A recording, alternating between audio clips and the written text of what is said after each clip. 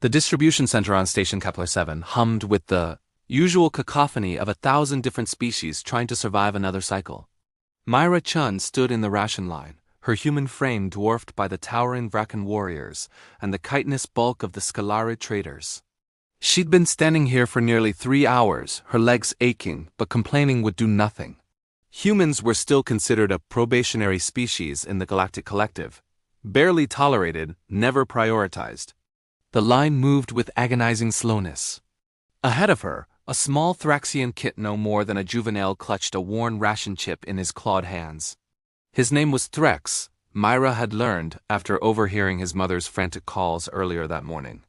The little predator species member couldn't have been more than 7 solar cycles old, his crimson scales still soft and bright with youth, not yet dulled by the harshness of station life.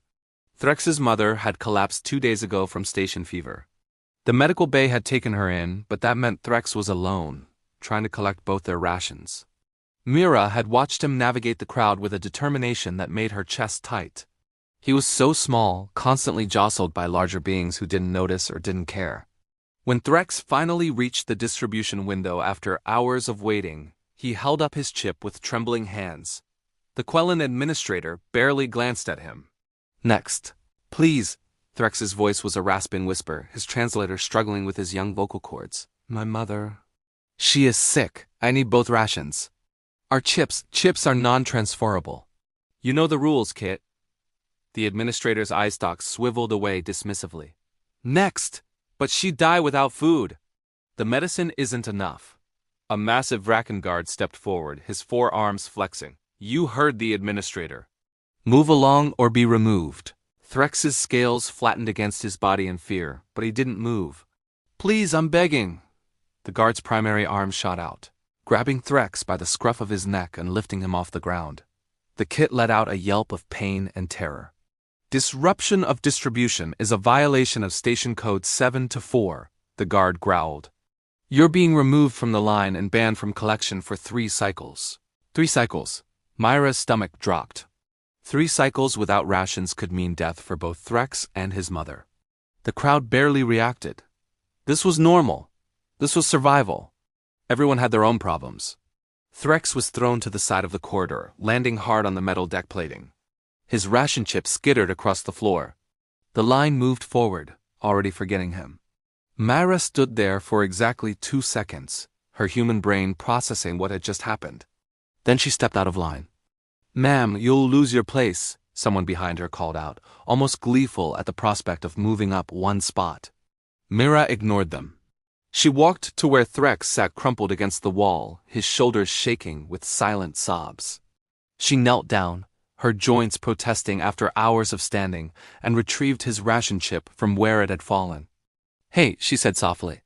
Threx's head snapped up, his eyes wide and golden with fear. "Predator species eyes," the collective said. "Dangerous." Myra just saw a terrified child. "You okay, kiddo?" Threx stared at her. Humans were rare on this station. "Weak," the other species said. "Soft. Breakable." I lost my spot," Threx whispered. "Mother will..." "I can't..." Myra looked back at the line. She'd been waiting for 3 hours. She had maybe 30 minutes left before reaching the window. Her own rations were running critically low. The smart thing, the survival thing, would be to go back, reclaim her spot, collect her food, and let the galaxy continue its uncaring spin. She stood up and held out her hand to Threx. "Come on." "What?" "You're taking my spot in line." Threx's eyes widened impossibly further. But you're human. Your species is probationary. You can't get back in line if you leave. You'll have to wait until tomorrow's distribution. You'll go hungry." "Yeah," Myra said simply. "I know." She walked back to the line, Threx following on unsteady legs. The crowd muttered as she approached. A Skellery clicked its mandibles in amusement. Human already giving up her spot? Typical weakness. Myra ignored the jab. She turned to Threx and pressed her ration chip into his palm alongside his own. "My chip's been validated for today. Use it. Get food for both you and your mom. I cannot ... double quotes. Threx's translator was glitching from his emotional state. "You can, you will." Myra's voice was firm but gentle. She looked up at the crowd, at all the beings who had watched a child be brutalized and said nothing. And if anyone tries to stop him, they'll have to go through me first. The Vrakan guard stepped forward, his arms crossing. Human, you're making a scene. Return to your habitat or what? Myra's voice carried through the corridor, sharp as steel. You'll assault another child? You'll remove someone who's yielding their spot to someone who needs it more? Last I checked, there's no rule against that in your precious station code. The guard hesitated. Humans were probationary, yes, but they were also under collective observation. Abusing them could bring scrutiny. The kind that might reveal just how corrupt this distribution system had become.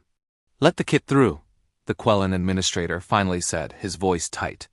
Process both chips, quickly. Myra placed her hand on Threx's shoulder and guided him back to her spot in line. The crowd parted reluctantly. She felt their stares, some contemptuous, some confused, a rare few calculating. When Threx reached the window 23 minutes later, the administrator processed both chips without comment. The kit received 2 full ration packs, enough to keep him and his mother alive for 3 more cycles. Threx turned back to Myra, his arms full of supplies, his eyes shimmering. Why? He whispered. Why would you go hungry for me? We're not even the same species.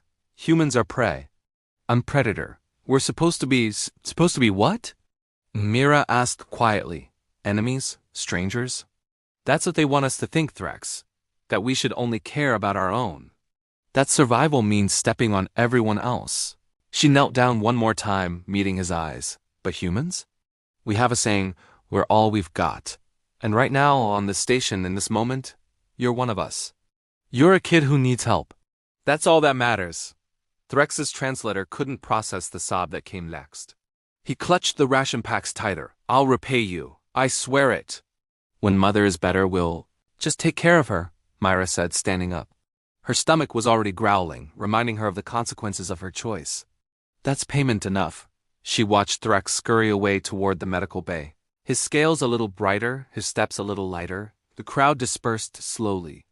Some looked at her with disdain. Others with something that might have been respect. The Skellery who had mocked her earlier clicked its mandibles again, but softer this time. Humans, it said, almost to itself. Strange creatures, Myra smiled grimly. Yeah, we are. She turned and began the long walk back to her habitat, her ration chip inactive, her stomach empty, but her conscience clear. Tomorrow she'd stand in line again. Tomorrow she'd fight for her own survival. But today? Today she'd reminded the galaxy of something it seemed to have forgotten. Sometimes the strongest thing you can do is stand up for someone weaker than yourself, even when it costs you everything. Especially then.